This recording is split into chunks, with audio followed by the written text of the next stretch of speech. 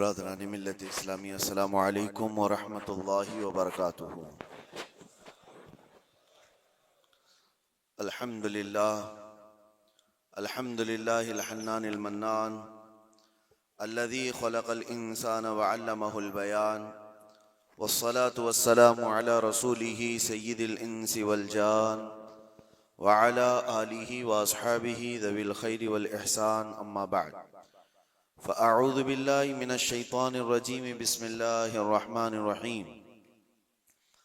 वला तुफ़सिदू फ़िल अर्ज़ि बअद इस्लाहिहा सदक़ल्लाहु मौलानाल अज़ीम। बारगाह रिसालत मुआब सल्लल्लाहु अलैहि वसल्लम में दुरूद पाक का हदिया पेश करें। अल्लाहुम्मा सल्लि अला सय्यिदिना मुहम्मदिन मअदनिल जूदि वल करम व आलिही व अस्हाबिहिल किराम व इब्निहिल करीम व बारिक व सल्लिम सलातन दाइमतन सरमदन अबदा। अल्लाह अज़्ज़ा व जल कुरान पाक में फरमाता है, जमीन की इस्लाह किए जाने के बाद इसमें फसाद मत मचाओ। फसाद क्या है?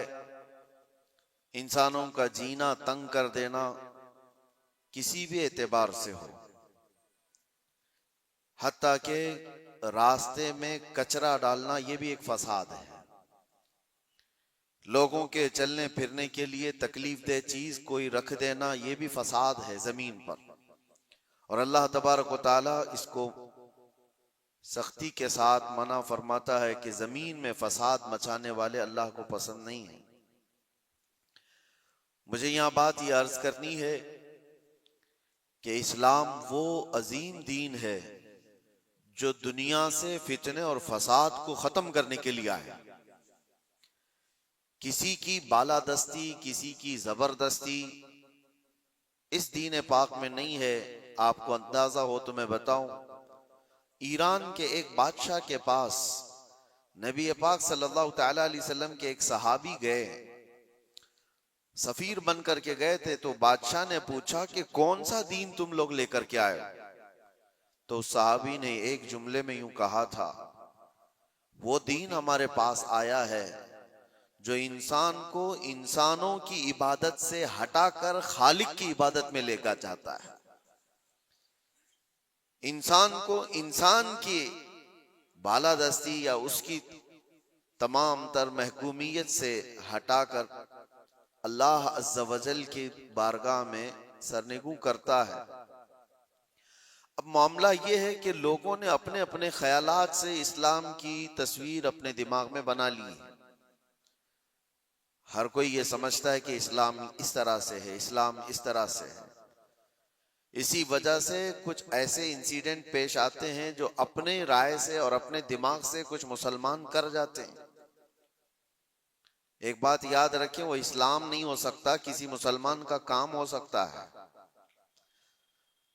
इस्लाम वही है जो रसूलुल्लाह सल्लल्लाहु तआला अलैहि वसल्लम से साबित हो और उनके सहाबा ने करके दिखाया, वही इस्लाम है। आज पूरी दुनिया जिस तरह से टारगेट पर रखी हुई है, ये मुसलमानों के कामों की वजह से, इस्लाम के तालीमात की वजह से नहीं। काश अगर वो इस्लाम की सच्चाइयों को पढ़े होते तो उन्हें अंदाजा होता कि इस्लाम ये है नहीं, लेकिन ये काम जो हो रहा है ये किसके थ्रू हो रहा है। जो जुल्म, जो फसाद, जो फितना पूरी दुनिया में मचाया जा रहा है, अगर वो किसी व्यक्ति के जरिए से, किसी इंसान के जरिए से है तो ये उसका अमल है, उसके दीन का नहीं, क्योंकि वो दीन का ठेकेदार नहीं। अगर कोई मुसलमान शराब पीता है और उसमें मस्त होकर लोगों से लड़ता भिड़ता है तो ये उसका अमल है, ये दीन का हिस्सा नहीं। अगर कोई ताश के पत्तों पर बैठा पूरी पूरी रात गुजारता है तो ये उसकी बदकिरदारी है, उसके बदअखलाक है, इस्लाम का ये हिस्सा नहीं, इस्लाम ने उसे दिया ही नहीं है। कोई नौजवान आवारा बिगड़ा हुआ लड़कियों की तरफ गलत नजरें मारता है और पाकबाज खवातीन की जिंदगी के लिए वो दुश्वार बन गया है, तो वो शैतान है, वो इस्लामी हिस्सा नहीं है। इस्लाम की तालीमात में ये नहीं है। रब तबारक व तआला ने जो दीन हमें अता फरमाया रसूलुल्लाह सल्लल्लाहु अलैहि वसल्लम के जरिए से, वो इतना पाक है, इतना पाक है कि इस पूरी कायनात में इस्लाम आया ही है फितना और फसाद और हर बुराई को खत्म करने के लिए। क्या वजह है कि जिस दौर में इस्लाम की तबलीग और इशाअत हो रही है मक्का मुकर्रमा में, कौन से लोग थे हुजूर पाक सल्लल्लाहु अलैहि वसल्लम के मुखातब? वहां पर कौन लोग थे? वही लोग तो थे जो शराब नोशी में फख्र करते थे, जुआबाजी उनका शियार था, औरतों को बाजारों में लाकर नीलाम कर देते थे, बच्चियां पैदा हो तो गर्दन मरोड़ कर दफन कर देते थे। ये वही लोग तो थे उस वक्त। लेकिन नबी मुहतरम सल्लल्लाहु ताला अलैहि वसल्लम की तबलीग और इशाअत के बाद एक एक बुराई का खात्मा हुआ या नहीं, पूरी तारीख इसकी गवाह है। एक एक बुराई खत्म होती चली गई। जिस मक्का में पैदा होने वाली बच्ची का गला घोंट करके दफन कर दिया जाता था, उसी मक्का से मेरे आका ऐलान फरमा रहे हैं औरतों के हुकूक के मुताल्लिक कि औरत अगर तुम्हारी एक बेटी हो, उसकी परवरिश करके तुमने सही जगह उसको शादी करके दे दिया, तो हुजूर फरमाते मेरी शफाअत उस पर वाजिब है, मैं उसे जन्नत में ले जाने की जमानत देता हूं। बेटी का हक ये बताया उसी मक्का मुकर्रमा में जहां लोग अपनी माँ और अपनी बहनों को बाजारों में नीलाम कर देते। मेरे आका सल्लल्लाहु अलैहि वसल्लम ने इस बुराई का खात्मा फरमाया। इरशाद क्या फरमाया कि अल जन्नतु तहत अक़दामिल उम्महात। तुम क्या समझते हो औरतें बाजारों की जीनत हैं? तुम्हारी अगर माँ है तो उसके कदमों में तुम्हारी जन्नत है, बहन है तो तुम्हारे हक में उसकी दुआएं कबूल है, बीवी है तो उसको एक लुकमा खिलाना सदके का सवाब है। औरतों के हुकूक बयान किए। जहां बच्चों पर जुल्म होता था, नबी मुहतशम सल्लल्लाहु ताला अलैहि वसल्लम ने उसको खत्म फरमाया। बूढ़ों के लिए, बेवाओं के लिए, बेवाओं को तो मुआशरे में रहने नहीं दिया जाता था, उनके लिए अलग बस्तियां हो जाती थी। शगुन अब शगुन ये भी हमारे इलाके में भी पाए जाते हैं सब चीजें। किसी औरत का शोहर मर जाए, सती की रस्म यहां पर भी हुआ करती थी, औरत को शोहर के साथ जला दिया जाता। मगर नबी करम सल्लल्लाहु ताला अलैहि वसल्लम ने बेवा औरत के हुकूक को सिर्फ बढ़ाया नहीं, आपने जितने निकाह फरमाए सिवाय उम्मुल मोमिनीन आयशा सिद्दीका के, ये सारी बीवियां आपकी बेवा ही हैं। बेवा को हुजूर सल्लल्लाहु अलैहि वसल्लम ने बेवा हैं या मुतल्लका हैं, हुजूर पाक सल्लल्लाहु अलैहि वसल्लम ने अपने हरम की जीनत बनाई, बल्कि करोड़ों मोमिनों की उनको मां का दर्जा अता फरमाया। एक एक बुराई का खात्मा करने के लिए इस्लाम इस रोए जमीन पर आया। लेकिन अफसोस ये है मेरे अजीजों, हालात इस तरह करवट ले चुके। बहुत पहले एक शायर ने कहा था बारगाह मुस्तफ़ा सल्लल्लाहु अलैहि वसल्लम में अर्ज करते हुए, ए खासान रसूल वक्त दुआ है, उम्मत पे तेरे वक्त अजब आके पड़ा है। जो दीन निकला था अपने देश से, अपने वतन से, आज वो परदेश में गरीबुल गुरबा है। ये दीन बड़ी शान से निकला था अपने वतन से और हर किसी ने इसको गले लगा लिया था, और आज ये अपने ही लोगों के दरमियान अजनबी बन चुका है। ये दीन इस्लाम अपने ही लोगों के बीच में अजनबी बना हुआ है। तवज्जो चाहता हूं मेरे अजीजों, इस्लाम की इस अजीम छवि को, इस अजीम सूरत को मस्ख करने के लिए सिर्फ गैरों ने नहीं, जुब्बा टोपी पहनने वाले, दाढ़ी रखने वालों ने भी बदनाम करने में कसर नहीं छोड़ी।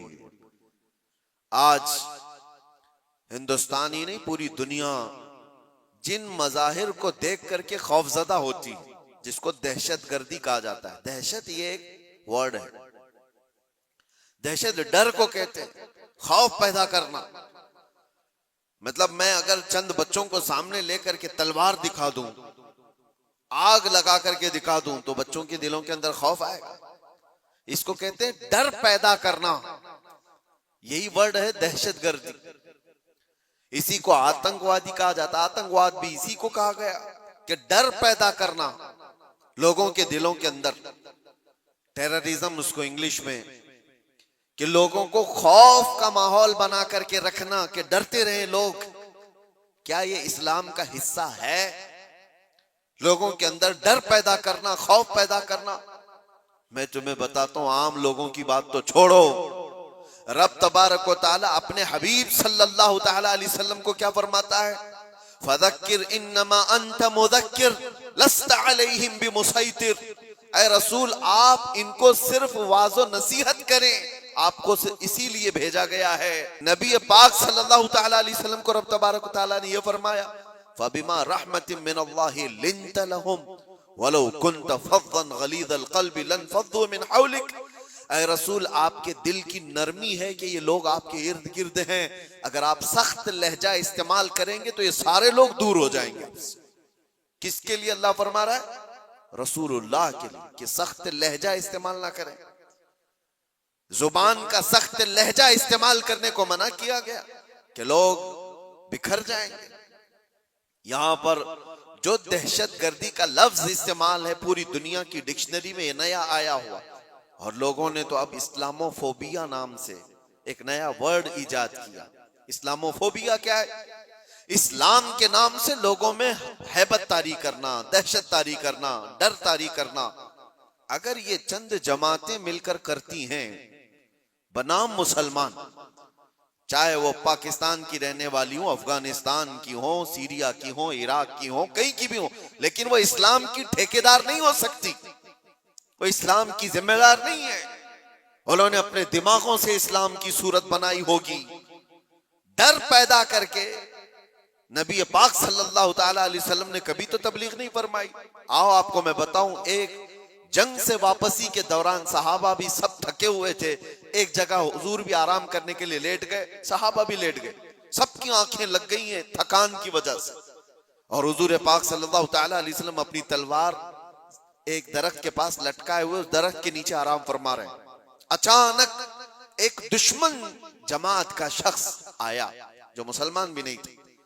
वो आते ही देखा हुजूर पाक सल्लल्लाहु अलैहि वसल्लम को और देखा कि सब सोए हुए हैं, सीधे गया और हुजूर की तलवार ले ली, तलवार पकड़ ली, हुजूर की आंखें खुली। आपने देखा कि ये तलवार सोते हुए खड़ा है और वो शख्स क्या कह रहा है? मैं यमनउका मिन्नी, ऐ मोहम्मद बता मुझसे तुझे कौन बचाएगा। वो तलवार खींचे हुए हुजूर पाक सल्लल्लाहु अलैहि वसल्लम को सोने के वक्त में आकर के इस तरह से वो पूछ रहा है। हुजूर बेदार होकर के जब देखते हैं ये पूछ रहा है, आज मुझे तुझसे कौन बचा, मुझसे तुमको कौन बचाएगा? हुजूर ने सिर्फ एक लफ्ज कहा, अल्लाह, मुझे मेरा रब बचाएगा, अल्लाह बचाएगा। वो सामने वाले के जिस्म के अंदर पता नहीं कपकपी तारी हुई और अचानक तलवार उसके हाथ से गिर गई, तलवार उसके हाथ से गिर गई और हुजूर पाक सल्लल्लाहु तआला अलैहि वसल्लम ने वो तलवार अपने हाथ में ले ली। सोचो जरा, जो शख्स आपको मारने का पूरा प्लान कर चुका हो, अचानक वो फेल हो गया और आपको बढ़त मिल गई, तो फिर आप क्या करेंगे? आप क्या करेंगे? कोई कसर नहीं छोड़े। नबी पाक सल्लल्लाहु तआला अलैहि वसल्लम के हाथ में तलवार आई, आपने वही जुमला उससे पूछा, मैं यमनउका मिन्नी, बता तुझको कौन मुझसे बचाएगा, कौन बचाएगा? थोड़ी देर पहले यही जुमला तू मुझसे पूछ रहा था, तलवार अब मेरे हाथ में। और सहाबा भी जाग गए थे। वो शख्स सिर्फ इतना कहता है, अंत करीम बिन करीम, तुम शरीफ के बेटे शरीफ हो। बस मैंने इतना ही सुना है। हुजूर पाक सल्लल्लाहु अलैहि वसल्लम ने तलवार नीचे रख ली और कहा, जाओ मैंने तुम्हें आजाद किया और माफ कर दिया। सख्ती के साथ जो तलवार उठाया है, दुनिया का तो दस्तूर है, लड़ाई उसके साथ होती है जो आपसे लड़ने आया हो। अपने डिफेंस में आदमी लड़ता है, लेकिन यहां मेरे मुस्तफा सल्लल्लाहु अलैहि वसल्लम ने उसको दरगुजर किया जो आप पर तलवार उठाया हुआ था। चाहते तो डर सुनाते, टुकड़े करके उसकी कौम के पास भेजते और दहशत फैला दी जाती कि डरो कि जो भी इस तरफ आएगा उसकी हालत ये कर दी जाएगी। नागुज़ेर हालात जब पैदा हुए तब जंगें हुई हैं, बहुत ऐसी हालतें आ गई हैं कि जीना तंग कर दिया गया है, तब जंगें हुई हैं। वरना तो इस्लाम का दस्तूर ये है। मेरे आका सल्लल्लाहु अलैहि वसल्लम ने फरमाया, ला ततमन्नौ लिक़ा अदुव्विकुम, तुम दुश्मन से लड़ने और भिड़ने की तमन्ना भी मत करो, जंग की तमन्ना करना भी जायज नहीं। हुजूर पाक ने फरमाया, हाँ ऐसी सूरत पैदा हो गई तुम्हारे ऊपर, तब वो जंग के नागुज़ेर हालात में कहा गया, लेकिन आज जो हालात पेश आए हैं, आप अंदाजा कर सकते हैं। दहशत का लफ्ज हमारे साथ जो जोड़ा गया है, आतंक का लफ्ज या टेरर का लफ्ज जो जोड़ा गया है, चंद लोगों के अमाल हो सकते हैं, ये इस्लाम का हिस्सा नहीं हो सकता। जिस तरह से अभी हमारे मुल्क में दिल्ली में जो ब्लास्ट हुआ, किन लोगों ने किया? शुरुआती तहकीकात में जो नाम पेश किए जा रहे हैं मुसलमानों के नाम। कौन से मुसलमान हैं ये लोग? क्या चाहते थे? और इससे हासिल किसका फायदा हुआ? मुझे कोई भी सेंस रखने वाला मुसलमान हो, कोई भी बताए। ये बात इसलिए मैं अर्ज कर रहा हूं कि आज बहुत सारे नौजवान जज्बाती हो गए और कुछ लोगों की वजह से, यानी कुफार और मुशरिकीन की तकालीफ की वजह से वो सोचते हैं ऐसे कदम उठा लेना चाहिए। मैं उनसे कहता हूं, एक बात याद रखना, एक्सट्रीमिज्म, शिद्दत पसंदी दूसरी शिद्दत पसंदी को जन्म देती है। ऐसा नहीं कि तुम तशद्दुद करोगे तो सामने वाला तशद्दुद नहीं करेगा। तुम एक करोगे, सामने दो करने वाले होंगे। तुम दो करोगे, चार की शिद्दत और हो जाएगी। ये हल नहीं है दुनिया में। जिन नौजवानों ने ये रास्ता इख्तियार किया, अगर मेरी बात वो सुनते हैं तो तवज्जो चाहता हूं, किसका भला किया है? इन जमातों ने इस तरह के कत्ल और गारत से, इस तरह के ब्लास्ट से किसका भला किया है? उम्मत का, इस्लाम का, मुसलमानों का, मुल्क का? किसका? किसी का नहीं। ना हक रास्ते में चलने वालों की जानों को लेना। कुरान कहता है, मन कतल नफ्सन बिगैरि नफ्सिन औ फसादिन फिल अर्द फकअन्नमा कतल अन्नास जमीआ। जिसने नाहक एक जान को कत्ल किया है, उसने पूरी इंसानियत को कत्ल किया। छठे पारे में रब ताला फरमाता है, उसने पूरी दुनिया का कत्ल किया है। लोग क्या समझते हैं? ये ब्लास्ट कर लेना, किसी भी इलाके में जाकर के बारूद से उड़ा दिया जाना, इसको जिहाद से ताबीर करते हो? जिहाद की वो जो आला और पाकीज़ा सूरत है उसको मस्ख करते हैं, उसको लोगों के दरमियान बुरी शक्ल पेश करने के लिए। मैंने तो कभी आज तक ये महसूस भी नहीं किया। इराक के भी बहुत सारे सफर किए। चंद सालों पहले पूरी दुनिया में ISIS ने अपनी दहशत पैदा करके रखी थी। क्या थी ये जमात? कभी भी करीब से देखने वाला और पढ़ने वाला समझ सकता था, इस्लाम की बूबास भी इन्हें नहीं लगी। जो 12 साल की 13 साल की लड़कियों को इराक की मंडियों में ले जाकर के बेचते हो, छोटी लड़कियों को, वहां के हालात हमें पता है, और उनकी तरबियत ऐसे करना, पूरा पेट्रोल की चोरी करना, दुनिया में बेचना, और ये कत्ल गारत और ये जो फसाद मचाया था, इस फसाद का नाम इस्लाम हो ही नहीं सकता। और इसीलिए मैंने सबसे पहले आयत क्या पढ़ी, वला तुफसिदू फिल अर्दि बअद इस्लाहिहा। रब ताला फरमाता है, इस पूरी जमीन पर कहीं फसाद मत मचाओ इसकी इस्लाह किए जाने के बाद। अरे मियां, यहां कचरा डालने की इजाजत नहीं है, तुम खून बहाने की बात करते हो। हाँ, मोहम्मद अरबी सल्लल्लाहु तआला अलैहि वसल्लम का वफादार जो होगा, अरे शेर तो मैदानों में लड़े जाते हैं, मुकाबला होगा तो मैदानों में मुकाबला होता है। यूं नहीं होता कि नाहक कोई भी रास्ता चलने वाले की जान ले ली जाए और उसको कहा जाए कि ये जिहाद है, ये जंग है, ये बदला है, ये इंतकाम है। हरगिज नहीं। मैं सख्त मजम्मत करता हूं ऐसे तमाम गतिविधियों का। कोई भी नौजवान इस तरह की हरकतों में मुलव्विस होता है तो जानते हैं इसका नुकसान कितना लंबा होता है, कितना लंबा नुकसान होता है। उन जालिमों ने जो कुछ भी किया, चंद महीनों पहले कश्मीर में जो हुआ था, पहलगाम में चुन चुन करके जिन लोगों को मार दिया गया था, वो जो सैरो सियाहत के लिए गए थे, वो किसके दुश्मन थे? किसके दुश्मन थे? जिनको उन्होंने पकड़ पकड़ करके नाम पूछ करके मारा, वो किसके दुश्मन थे? क्या इस्लाम के दुश्मन थे, मुसलमानों के दुश्मन थे, या तुम्हारे कुरान हदीस किसी की दुश्मनी की थी जिनको पकड़ के मारा गया? क्या इस्लाम में इस बात की इजाजत है कि कहीं पर भी कोई घूमने आए और उसको मार दिया जाए? उन जालिम कुत्तों ने जिन लोगों को मारा, उसके बाद जो दहशत फैलाने की कोशिश की, उसका असर क्या होता है दुनिया में और दूसरी जगहों पर? गैर मुस्लिमों के पास यही मैसेज जाता है कि ये इस तरह तन्हा पाकर कहीं पे भी कत्ल कर सकते हैं। पूरे मुसलमानों को उन्होंने खतरे में डाला। आज जो हुआ इसका भी असर वही होगा जो 9/11 के बाद हुआ था। आपको पता है 2001 में अमेरिका के अंदर जो बिल्डिंगें गिरा दी गई थी जिसमें 3000 लोग करीब मारे गए थे, वर्ल्ड ट्रेड सेंटर पर जो हमले हुए थे, उसकी तहकीकात हुई। उसके बाद फिर कई सालों के बाद अफगानिस्तान से जिम्मेदारी कबूल की एक जमात ने कि इसको हमने किया, लेकिन उसका असर क्या हुआ जानते हैं? तकरीबन 11-12 साल तक उस शहर में ऐसे हालात हो गए थे कि मुसलमानों का जीना तंग हो गया। कोई देखना नहीं चाहता था किया किसने, लेकिन कसूर भर कौन रहा।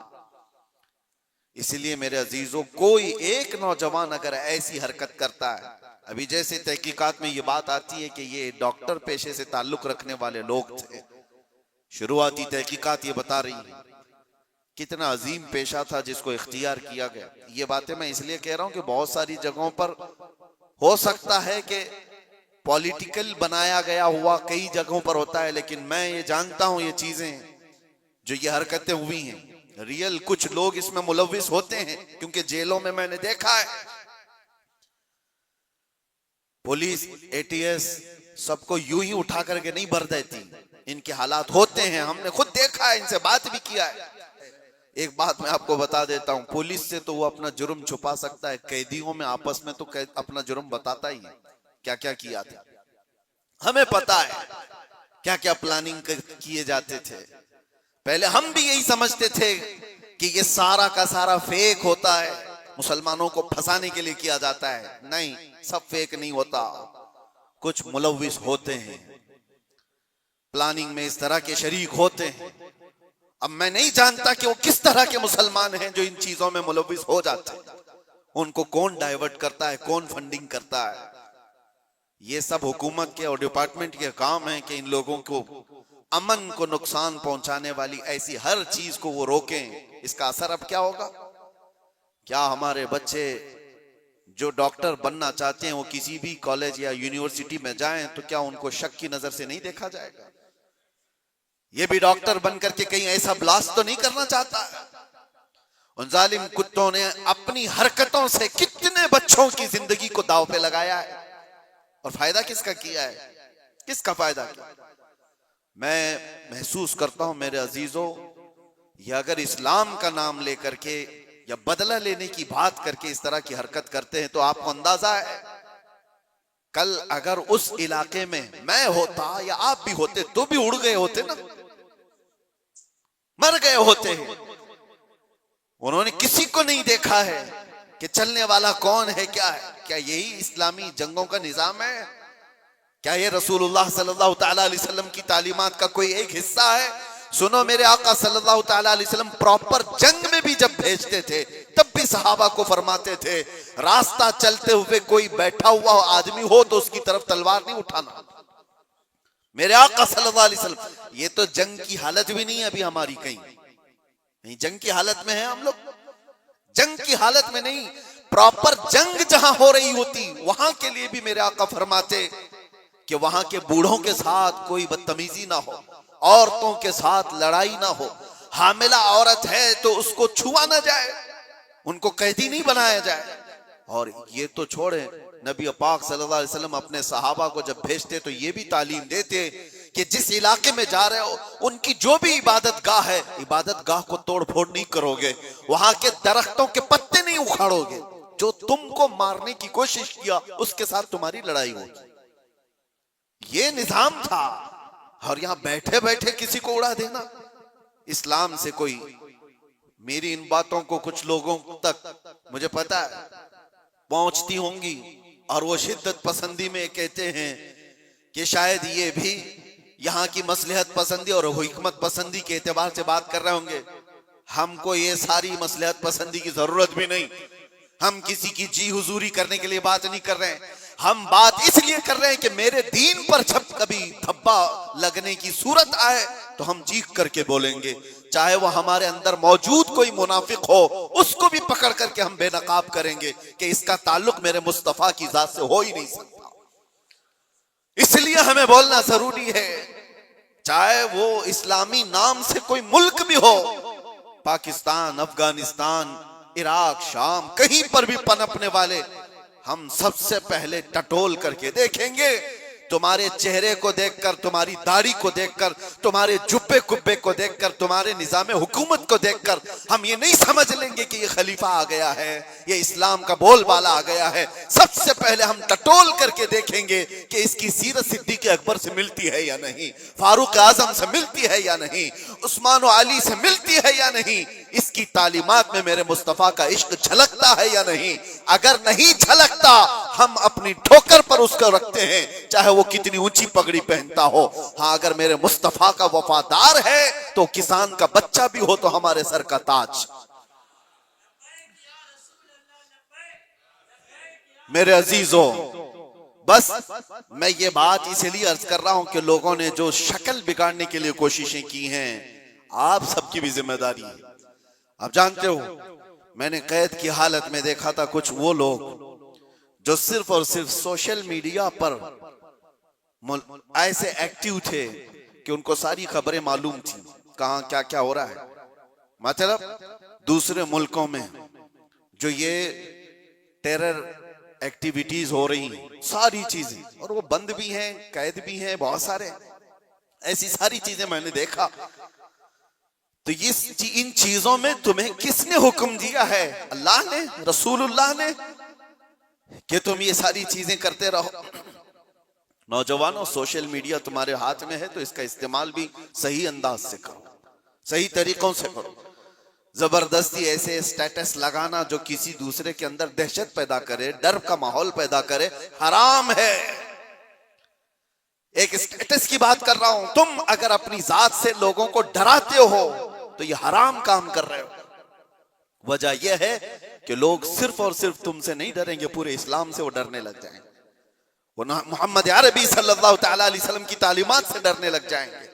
माहौल तो ये पैदा करो कि लोगों ने प्रोपेगेंडा फैलाया था मदीने में, कुफार और मुशरिकीन ने, कि मुसलमान ऐसे होते हैं, वैसे होते हैं। एक औरत आई अबू बकर सिद्दीक रज़ियल्लाहु ताला अन्हु के पास, यहूदी औरत, कहा मुझे बहुत डर लगता है। डर किसने पैदा किया था? मुसलमानों ने नहीं, कुफार और मुशरिकीन ने प्रोपेगेंडा फैलाया था। यहूदी औरत डर के मारे आई सिद्दीक अकबर के पास, कहती है मुझे मदीने में नहीं रहना, यमन जाना है मेरे रिश्तेदारों के पास, मुझे अमन के साथ भेज दिया जाए। हजरत अबू बकर सिद्दीक ने एक ऊंटनी मंगवाई, 2 जवान सहाबा को बुलाया और कहा इस खातून को सही सलामत यमन तक पहुंचा के आओ। औरत बैठ गई, वो सोचती रही ये 2 नौजवानों को मेरे साथ कर दिया गया, पता नहीं रास्ते में ये क्या कर डाले। अल्लाह अकबर, तारीख बताती है वो 2 नौजवान सहाबी चलते रहे, वो खातून बैठी रही।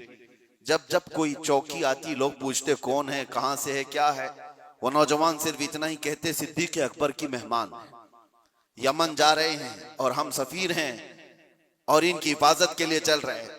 पूरे यमन तक का रास्ता तय हो गया। वो खातून कहती है एक नौजवान भी मेरी तरफ निगाह उठाकर नहीं देखा। सही सलामत पहुंचने के बाद वो खातून अपने रिश्तेदारों को जमा करती है और कहती है मैं तो डर के मारे मदीने से भाग कर आई थी, मुझे खबरें इसी फैलाई गई थी, मुझे डर था, एक दहशत का माहौल था, मैं अपने रिश्तेदारों में आई थी, लेकिन सबसे मैं ऐलान करती हूं कि मैं वापस मदीने जा रही हूं, इसलिए कि उससे ज्यादा अमन मुझे और कहीं नहीं लगता जो मेरी इज्जत की हिफाजत करे। ये माहौल पैदा करो नौजवानों, माहौल तो ये पैदा करो कि लोग तुम्हारा इस्तकबाल करें। आज लोग तुम्हें अपने मोहल्ले में घर देने से डरे नहीं कि इनको घर देंगे तो पता नहीं ये क्या कर डालेगा, गंदगी कर डालेगा, घूर घूर करके लोगों को परेशान कर डालेगा। ये तो दहशत पैदा करने वाला माहौल है, क्यों नहीं दिया जाता?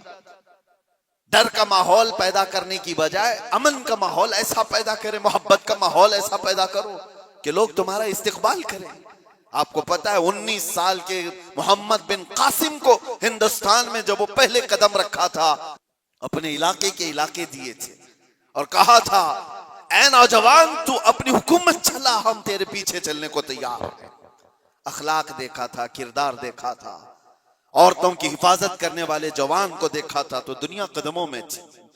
अखलाक वो पैदा करो, दहशत का माहौल नहीं, डर का माहौल नहीं। मैं सख्त तरीन जुमलों से मजम्मत करता हूं इस तरह के हमलों का। और जाहिर सी बात है, हम जिस मुल्क में रह रहे हैं मेरे अजीजों, दर्द हमें इस बात का भी होता है, हम अपने मुल्क में कचरा भी नहीं फेंकना चाहते, तो ना हक बिरादराने वतन चाहे वो कोई भी हो, उनकी जान लेने की इजाजत कैसे दी जा सकती? क्या ये मेरे मुल्क जहां मैं रह रहा हूं, आप रह रहे हैं, उसकी इज्जत पर खतरा नहीं है? उसकी हिफाजत, उसकी सिक्योरिटी पर खतरा नहीं है? और सिर्फ मुल्क में रहने वालों के अंदर दहशत नहीं पैदा हुई है, पूरी दुनिया में जहां ये मैसेज जाएगा, लोग जो आने वाले होंगे वो डर जाएंगे, पता नहीं इनके यहां ऐसे हालात। तो क्या ये मुल्क की छवि को बर्बाद खराब करने की कोशिश नहीं? कितनी एक काम से उन जालिमों ने अपने खानदान को जोखिम में डाला, अपने रिश्तेदारों को, अपने वतन को, अपने दीन को, और जहां वो पढ़ते थे वो सब जगह को, सबको खतरे में डाला है और बर्बाद किया है एक अमल ने। इसीलिए कुरान ने क्या कहा, ना हक किसी एक की जान लेने का मतलब है पूरी दुनिया की कत्ल करने के बराबर, और किया उन्होंने, इंसानियत के कत्ल के बराबर है। अल्लाह ताला ऐसी गतिविधियों में मुलव्विस रहने वाले मुनाफिकों से हमारी हिफाजत फरमाए। मैं दुआ करता हूं और गुजारिश भी यही करता हूं हर नौजवान को कि इस तरह मैं दरमियानी रास्ता इख्तियार करूं, मुदाहनत भी नहीं कि दीन को छोड़ करके चापलूसी करने के लिए कुछ लोगों की तलवार चाटने के काम किया जाए, उनको राजी करने के काम किया जाए, मैं इस बात का कायल नहीं हूं। लेकिन यह बात भी जरूर कहूंगा कि ऐसे शिद्दत पसंद कोई तहरीक हो, कोई तंजीम हो, कोई ऐसी गतिविधियां हो रही हो, उनसे तुम्हारा कोई ताल्लुक ना रहे, उनके दरमियान। हाँ, आपको अपने नबी पाक की मोहब्बत पर भरोसा है या नहीं? मेरे नबी पाक सल्लल्लाहु अलैहि वसल्लम से जो इश्क है, मुझे कामिल भरोसा है, मैं तन्हा भी मैदान में रहूंगा, मेरे नबी की मदद आएगी, रब तबारक तआला की मदद होगी। जब हमें ये यकीन है अल्लाह हमारे साथ है, रसूलुल्लाह की मोहब्बत हमारे साथ है, हमारा चलना फिरना ही रास्ते में काफी हो जाया करता है। इसीलिए मेरे अजीजों, मोहब्बत रसूल पर भरोसा रखो, अल्लाह की जात पर यकीन रखो, हालात यूं ही अच्छे हो जाएंगे। अल्लाह करीम हम सबको इस मुल्क के अमन व अमान अता फरमाए, और बरकतों वाला और खुशहाली वाला, अमन व अमान वाला मुल्क हमें अता फरमाए। जालिमों के जुल्म से और नजर बद से अल्लाह ताला हम सब की हिफाजत फरमाए, और मोमिनीन के दरमियान, हमारी जमात के दरमियान जो छुपे हुए गद्दार मुनाफिकीन हैं, अल्लाह तबारक व तआला उनको बेनकाब फरमाए और उनको कैफरे किरदार तक पहुंचाए। व आखिरु दावाना अनिल हम्दुलिल्लाहि रब्बिल आलमीन। अस्सलामु अलैकुम।